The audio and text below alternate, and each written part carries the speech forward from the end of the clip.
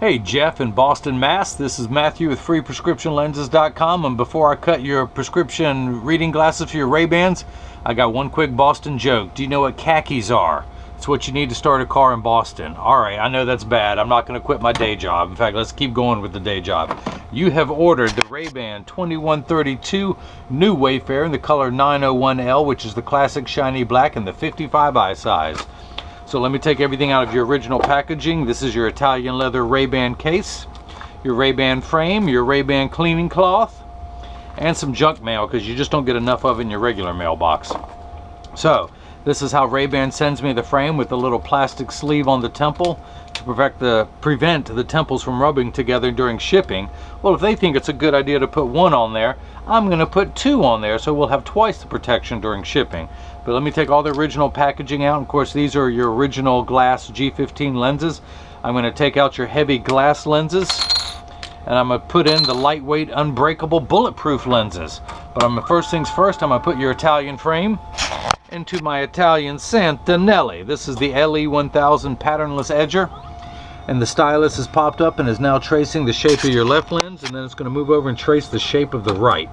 Here at FreePrescriptionLenses.com, where everyone loves a bargain and no one is disappointed with quality. You buy a genuine, authentic RayBan frame and you will receive free, clear, single vision prescription lenses or non-prescription fashion lenses. If you have vision insurance or flex dollars and you just want to wear a really cool, authentic frame, come on, I'll send you the receipts you need to get reimbursed. So, I'm going to pull up the shape of your frame onto the computer. I'm going to type in one measurement. And these are polycarbonate lenses, and I'm cutting for a Xyle frame, which is just an old school name for plastic. And I'm actually going to cut it down in size just a little bit because I'm wearing the 52 in the same frame, the color 6012, which is the tortoise beige, because I have my brown shirt on, brown pants, so I'm always matching. So let's see, the 52 cuts true to size. The 55 I have to trim down a little bit more than normal.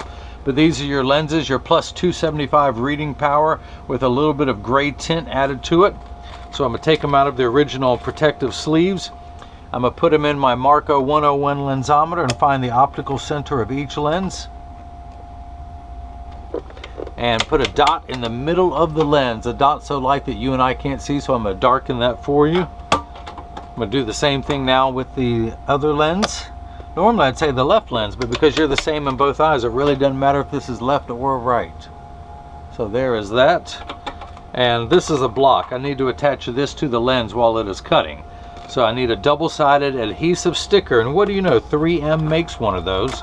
The black side is the sticky side. I'm going to stick that onto the block, pull away the tape on my side to make my side sticky. And essentially what I'm looking into is an optical crosshair. I have a vertical meridian and a horizontal one, and I want to get that red dot dead center between all of those. I'm going to do the same thing now with the other lens.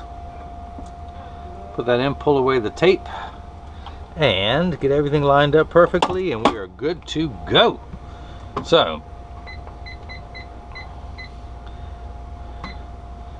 I'm going to put it into the chuck and hit start. Of course, I don't know, I like to call this the Charles because I don't know the machine well enough to call it chuck. But these calipers are going to come down and they're going to trace the shape of the right side of the lens, starting with the rear surface, the back surface, then it's going to move over and trace the front surface of the lens, which is the convex side of the lens. The actual cutting wheel is down here on the bottom left. It's going to act like the heavy grit sandpaper to grind away your polycarbonate material. This wheel in the center with that channel, that little valley, that's what's going to cut the bevel onto the lens so it stays inside the frame. I will have to close the door in just a moment, but for now I just want you to see as your prescription lens touches down onto the cutting wheel.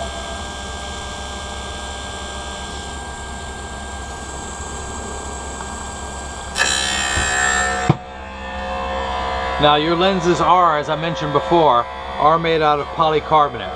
Polycarb is 40% thinner and lighter than regular plastic. It is also virtually unbreakable.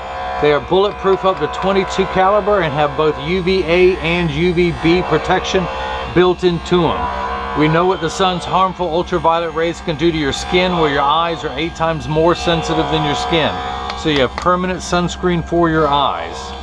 Not only are they all that, But it's also an aspheric lens, which means a spherical lens is round all the way over and gives you an ugly cosmetic fishbowl appearance, like cheap reading glasses will do. This is a much flatter lens, and it's going to fit inside the frame and give you a much better finished cosmetic appearance.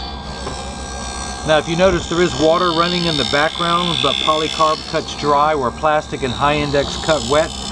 But the last 20 seconds of the cutting cycle, there are two water jets, this one and that one, and they're going to spray water onto the lens just to wash away any optical debris that may be there.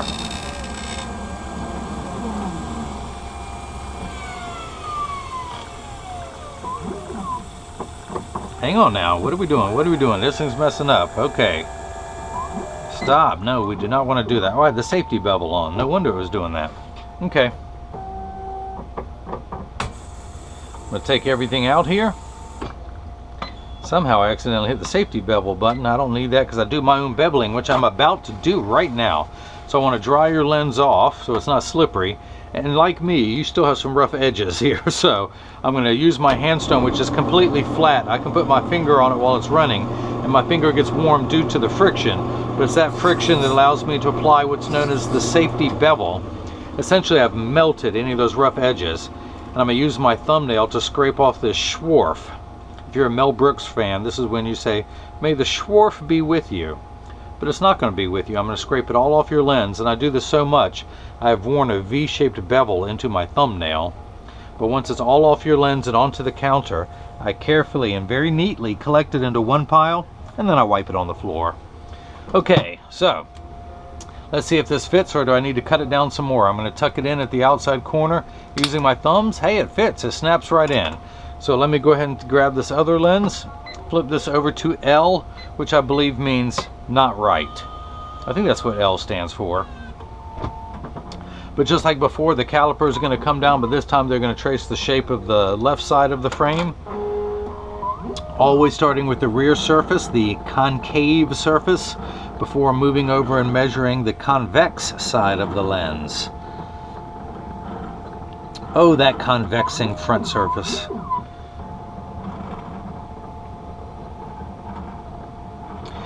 And Jeff, in the future, should you ever need other lenses for this frame, I can cut them and ship them right to your home.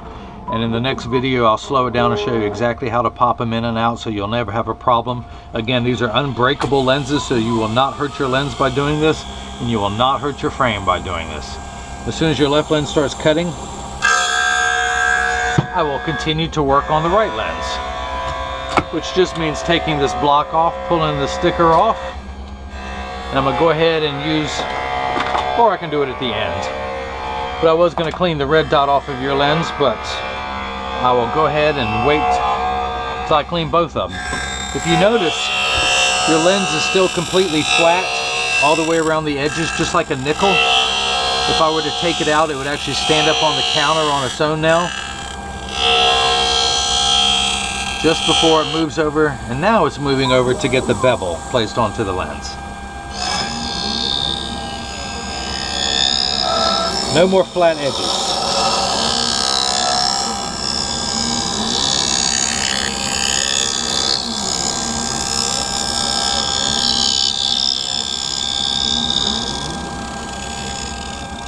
Because I took it off the safety bevel button, we actually will see the water jets kick in this time. There we go. I was just talking about you.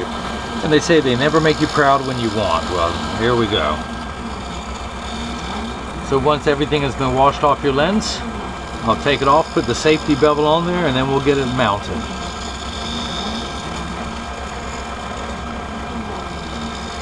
So Jeff, I've only had the pleasure of being in your city for one afternoon. It was actually St. Patrick's Day of 2010. I was actually flying over to Ireland. What a great day to fly to Ireland out of Boston.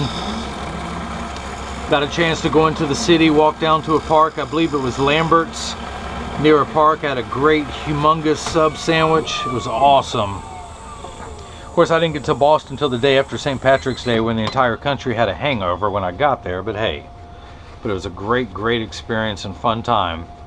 And let's go ahead and put the safety bevel onto the left lens. In fact, that was talking about being topical. I flew out the day before the volcano erupted in Iceland and started disrupting all the European flights. So if I had waited a day later to fly out, I wouldn't have made it back to work, and I would have had to call my boss at the time and explain I couldn't come to work because of the volcano. And that's when he would have said, you're missing work because of the volcano again? How many times can you use that excuse? So again, once it's all off your lens and on the counter, I wipe it on the floor, just because the clown gets to have fun when he's at work too. So I'm going to tuck the lens in at the outside corner using my thumbs. I press down at the nose, it snaps in. I'm going to take the block off with my deblocking tool and my thumb, peel this off, and now I want to clean those red dots off your lenses. And this is the time that I mentioned to everyone that 99% of all optical shops will do free adjustments if you ask them. That's because 80% of people have one ear that's higher than the other, and I am no different, and I'll show you in just a moment. But I'm going to use this opportunity to get your frame into standard alignment. So if you get these and they're too loose or they're too tight or they're high on one side or the other, just stop by your local shop and they'll get them adjusted for you. Especially being reading glasses, you tend to look down the whole time while you're wearing them. But I'm going to get them in standard alignment, also known as a 3-point stance. The 3 points are 1, 2, and the bottom of the frame being 3.